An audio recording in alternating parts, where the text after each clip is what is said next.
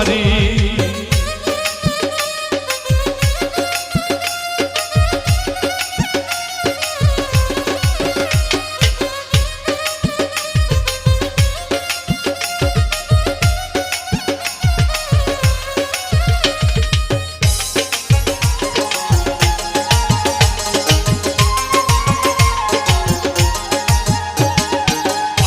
একটা বাউল মানুষ নাই বাড়ি গাড়ি,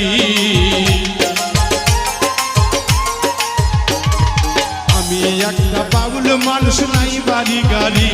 তোমার বাঁকা ঠোঁটের হাসি দিয়া